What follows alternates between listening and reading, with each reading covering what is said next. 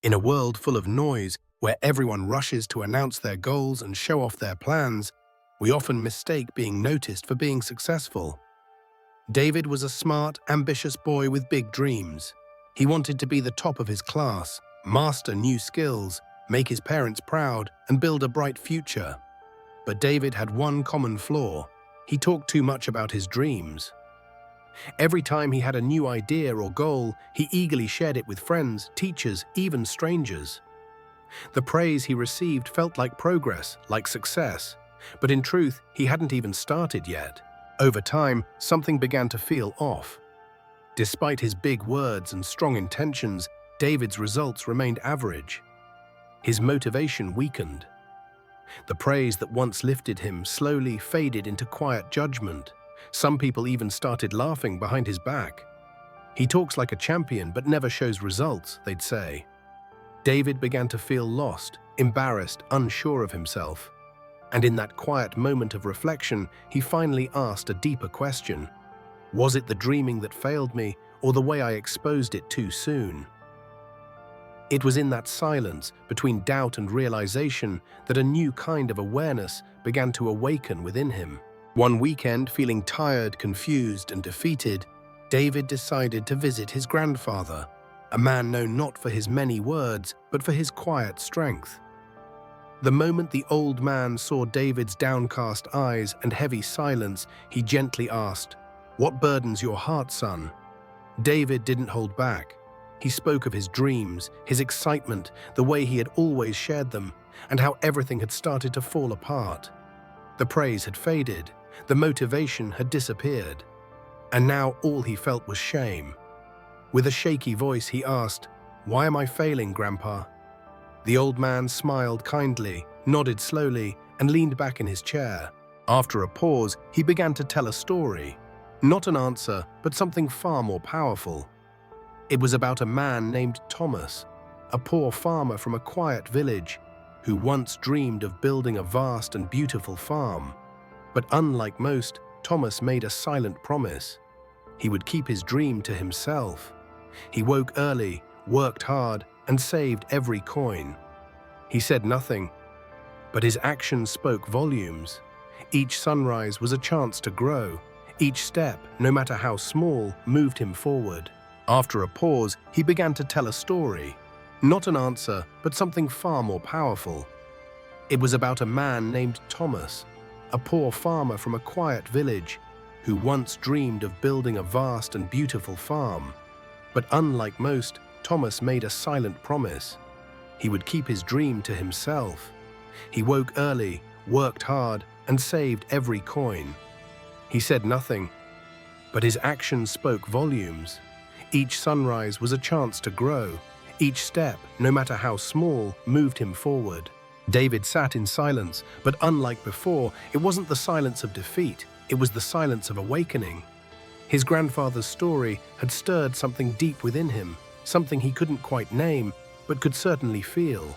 And then, almost as if saving the most powerful truth for last, the old man spoke again, gently but firmly. When you speak of your dreams too soon, your brain tricks you into feeling you've already achieved them. And just like that, your drive begins to die. The words didn't just make sense, they pierced. Like an arrow to the soul, they struck a place David hadn't touched before, the root of his own self-sabotage. For the first time, he saw clearly. He had been spending his energy on performance, not progress, on applause, not action. That night, David lay awake, but his mind was no longer clouded with doubt. It was calm, focused. He made a quiet, personal vow. No more talking about plans that weren't real. No more chasing praise before earning results. From this moment forward, he would work in silence. Let others wonder. Let his progress do the speaking. The decision didn't come with fireworks or fanfare. It came with stillness, with resolve. And that made it powerful. From that day forward, David changed. He no longer felt the urge to announce his plans or seek validation for his dreams. While others spoke about what they were going to do, David quietly did it. He studied while others chatted. He observed while others explained. He wasn't interested in impressing anyone anymore. He was committed to becoming someone he himself could be proud of. No more distractions, no more performance, just discipline, day by day.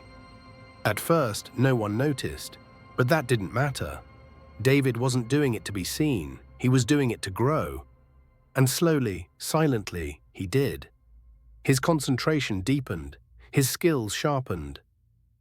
And for the first time in a long time, his confidence came not from praise, but from progress. Months passed, and the season of silence bore fruit. When final exam results were released, David's name stood at the top of the list, first in class. The same boy who once talked too much had now done the unthinkable, and done it without saying a word. Friends were stunned. Teachers were speechless. "How did you do it?" they asked, genuinely curious. David simply smiled, the kind of smile that carries both gratitude and wisdom. He thought of his grandfather, of the farmer, of the quiet vow he had made. But he didn't say much. He didn't need to. His success had already spoken for him. Years passed, and David's quiet habits became the foundation of an extraordinary life. He grew into a successful entrepreneur, known not for flashy speeches or bold declarations, but for the quiet consistency of his results. While others chased attention, David attracted respect. While many talked of building something great, he quietly built it, one step at a time. People admired him not because of what he said, but because of what he showed. He had proven a powerful truth. You don't need to shout when your work echoes on its own. His life had become a quiet force, and at the core of it was a personal code he never broke. Speak less, work more. Protect your vision. Let it grow in silence until it's ready to shine. In a world addicted to noise, David had become something rare, someone who found strength in stillness. He didn't need recognition to feel worthy. He didn't need applause to stay motivated. He let his growth unfold quietly, like roots deep beneath the soil. His discipline stayed unseen, his progress unspoken. Until one day, his success made the only sound that mattered, and by then the world had no choice but to listen. Are you using your voice to talk about the future, or to quietly build it? 12. In a world where everyone's speaking, sometimes the strongest thing you can do is say nothing at all, and just move. So ask yourself, what dream will you stop announcing, and finally start pursuing, in silence with action, today? If this story stirred something in you, let it be more than just a thought. Comment below, I choose silence over noise. And remember, greatness doesn't need an introduction. It needs intention. It needs work. It needs you.